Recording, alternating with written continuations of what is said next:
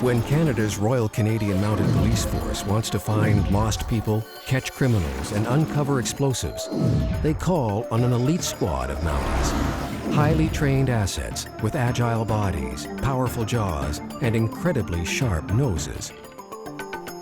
The training and selection process are rigorous and demanding. And those who ultimately make the cut never look back. Because there's no assignment too tough for the canine Mounties.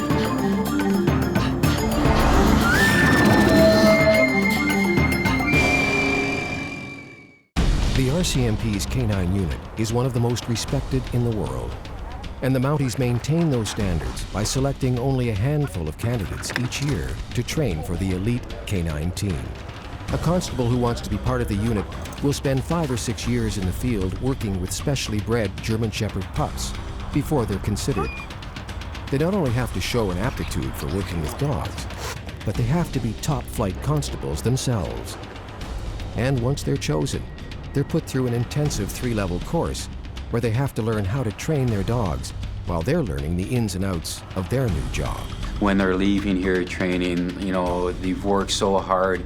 It's not just the training process that they spent the last 4 or 5 months here training. It took them 6 years to get to that point where they're working. The course isn't just for the constables. The dogs have to show they have the right temperament. Police dogs are intelligent, focused, and determined.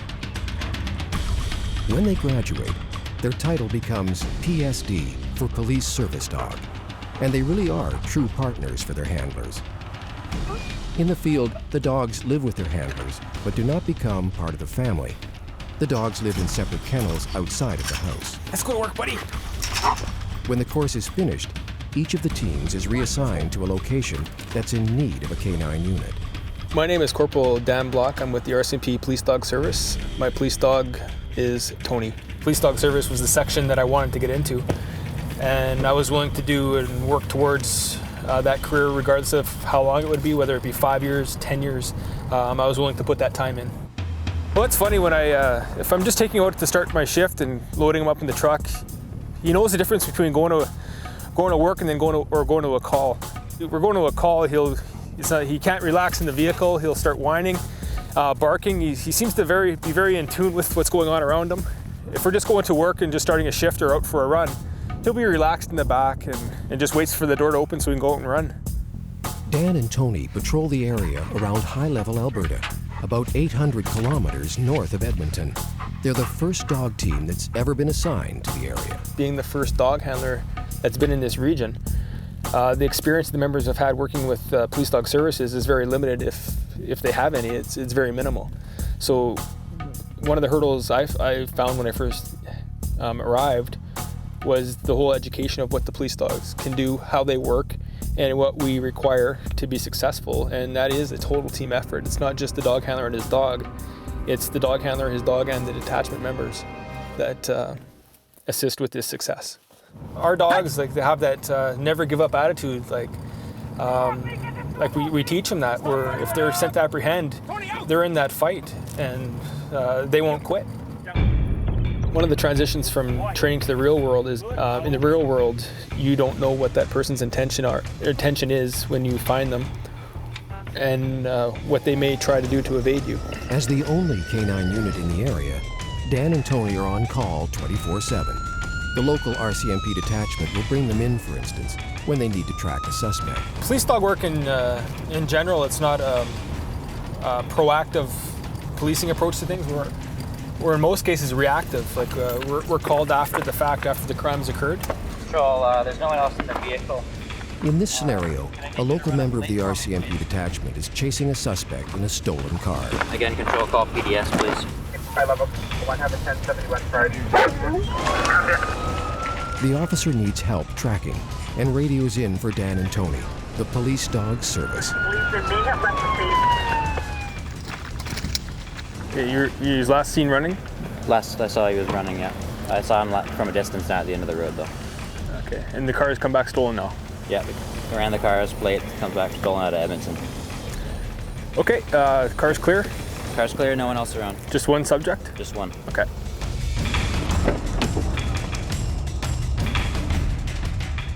the nature of the work we do, there's only 20 feet difference between where the dog is and you are at the other end of the line, and you have that 20 feet to react when your dog gets to the end of the track.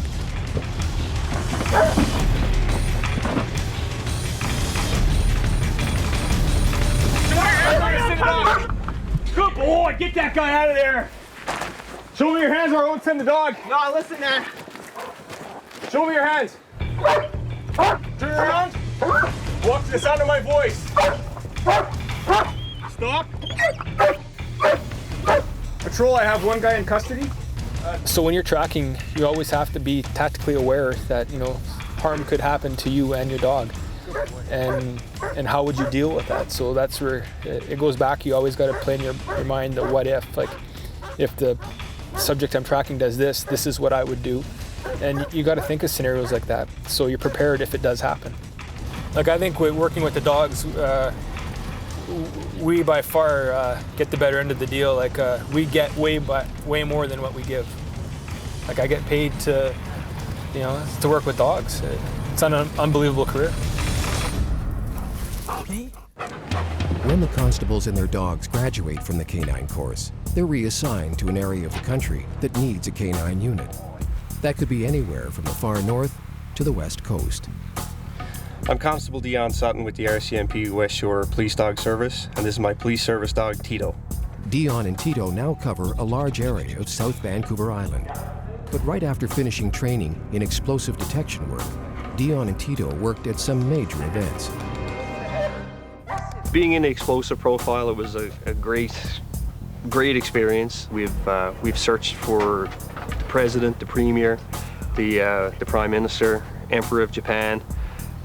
A lot of VIP visits, and it's good. You get to see how things work on the inside, and you know what the VIP section actually does. That alone is just an experience of a lifetime, to know that you're part of protecting, you know, the people who are in power, and you know it's an important job, and you take pride in it. You'll never fully know what's at the end of a track, or what situation you're going into. We've seen people that have given no indication whatsoever that they're capable of doing anything, and all of a sudden it turns 180 just in a split second. And when you're in the middle of a field or in the middle of the bush and it's just you and your dog, sometimes it is an eerie feeling. I mean, there's always a weapon of opportunity around that the suspect could possibly use. The last successful track we had, there was actually two individuals on the same track, and basically it was one of those things where he kind of saved my back, because we located the first guy, and of course, being so concerned with the first guy, I didn't see the second one behind me, and only for him, who knows what could have happened, but he just his body language and the way he turned, I knew that there was something not right. And sure enough, there was a second guy, so I owe him greatly for that, for sure. It's simply being a realist that you're going to potentially have to confront that, and your dog's going to have to confront that, and you fall back on your training to be able to say, well, I'm prepared as I can be for what I'm going to face at the end of this track, and that's let the situation unfold as it may is about all you can do. For 6 months straight, you've always had somebody on your shoulder saying, okay, try here, you know, and you're in the real world, and a lot of times on a track it's just you and your dog, and you're learning all over again. And they always said it, trust your dog, and yeah, you understand it, but until you're in the field and you actually capture, or you get your first success, it's because of him, and there's no words to describe it. Like, you have to trust him. You just have to trust your dog. You do. Even though they're now working every day in the field, the training hasn't ended. The handlers build a regular session into their week to keep them and their dog sharp. He's just smart. It's like he almost knows it's Tuesday is training day. He'll come out, he knows we're going to do a track in the beginning of the day. He won't even eat in the morning on a Tuesday. He'll wait, because he knows he's gonna, after he tracks, then I feed him and then he'll eat it. But if I put the food in before a training track, he won't, he's like, no, I know today is Tuesday. It's constant training and fine-tuning your skills. And just that alone gives you the confidence on how you would react in a real situation. You feel confident that you can handle the situation, and it comes back down to your training.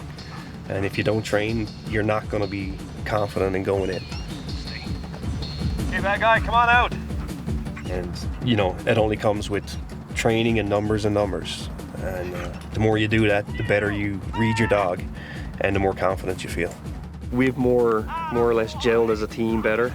And I think it's just from in the field and experience that we can read each other better. He can tell when I'm in work mode. I can tell when he's on to something.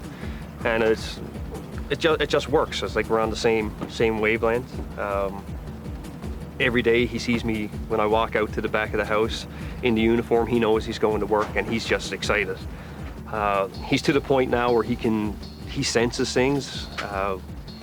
When he hears the strobe lights of the truck, he knows we're going to something important. If the truck speeds up, he starts to circle in the back, but he knows that something exciting is going to happen. So he's well tuned to what's going on.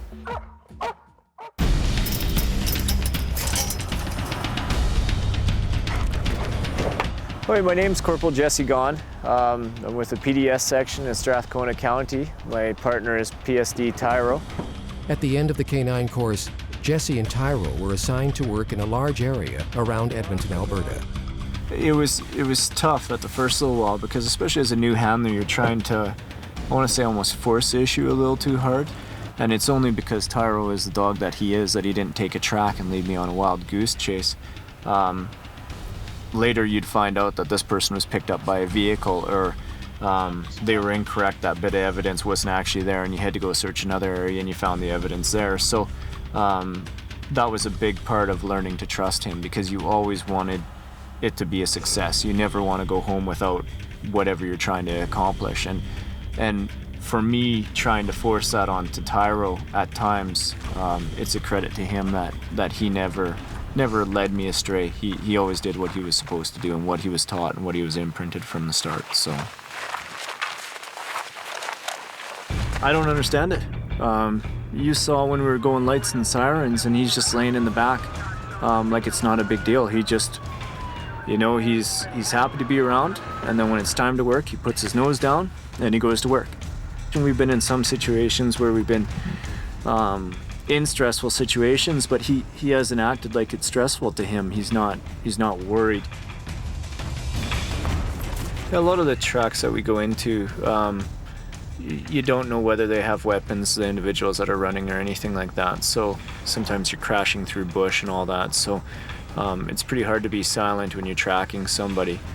A lot of what I'm trying to think of when I'm going on a track is remembering the basics, remembering if I get track loss, where was my last known, and circling them into those areas to set them up for success on those tracks. So we were talking earlier, the suspect could be in a tree, he could be hidden in a swamp, he could be hidden in any number of different places to try and throw off the center, throw you off, and you need to expect that that's going to happen. There's a number of things at any given time that's running through your head. I guess the best way that I could describe it is I'm trying to always keep in my mind the fundamentals, as well as trying to bear in mind that somebody may want to hurt my dog or may want to hurt me, and trying to use whatever safety that I can to catch them before they can hurt me or my dog. We were called out to an individual that had health problems and some mental problems, and he'd wandered off from his home basically. And Tyro found this guy after a short track and all that sort of stuff. And for me, I was more proud of him finding that guy than any of the rest or anything else that we've done. It really summed up what I think he's about and how genuine he is in his working and all that sort of stuff. He worked hard on all that sort of, and that meant a lot to me. He found somebody who was incapable of sort of getting help for themselves and all that, and you know what, he did it with a smile on his face, and he came out with a smile on his face, and he just, yeah, I was very proud of him at that point. So I see him as a big goofy dog that just, like I say, he enjoys I don't know that there's ever been a day that he has not enjoyed whatever, you know, and he's gone through, we've had some horrible tracks where he's done, you know, just worked his butt off, and he always walks away smiling, you know. It's truly amazing that you see a dog like that and he has fun, you know, and that's how I see him. Just a good-natured, fun dog. It's funny, I guess it's almost like a relationship that matures after a little while too, you know.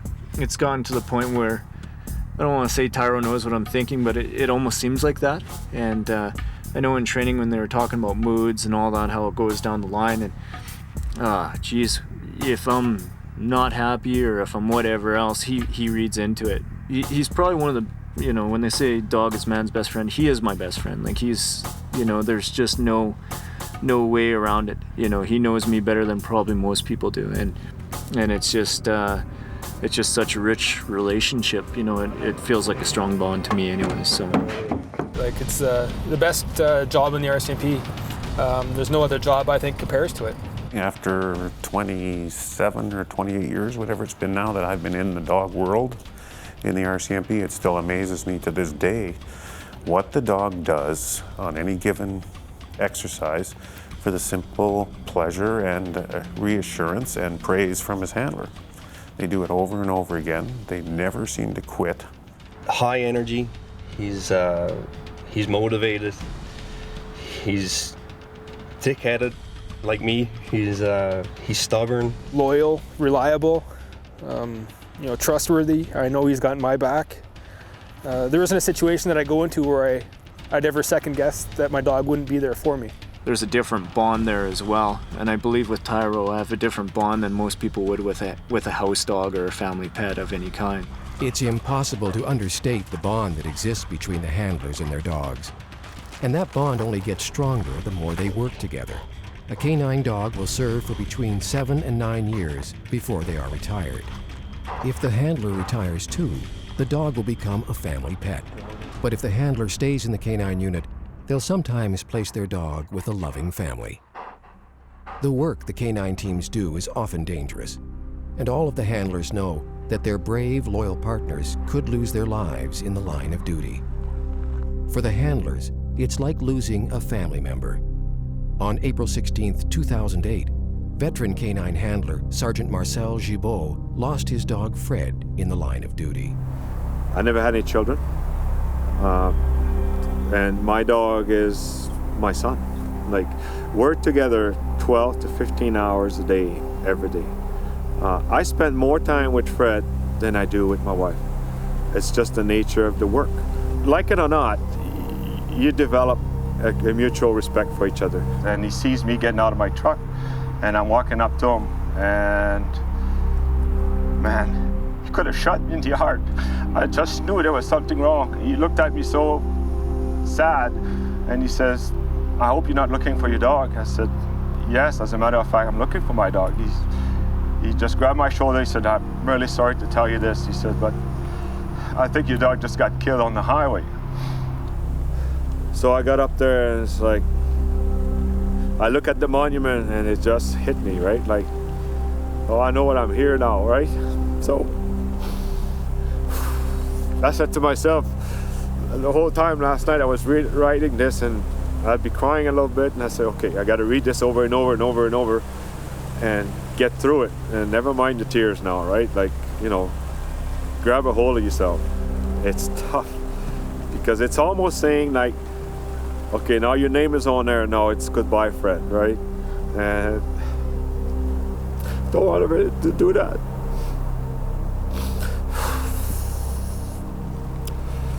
Okay, still hard, but I'll get over it. The memorial to the dogs who fell in the line of duty stands at the RCMP Canine Center at Innisfail. And so, the canine handlers constantly work on their training, never take anything for granted, and marvel in the gifts that their canine partners bring to every day. Oh, it's a great comfort, especially when you're tracking and trying to apprehend someone. Sometimes you're not sure how many, if they're armed, what their intentions are when you find them. And knowing that it's always going to be you and your dog, you're not just, in it by yourself, it's a tremendous comfort. Yeah, there's not a day that goes by that I'm not proud. I don't know.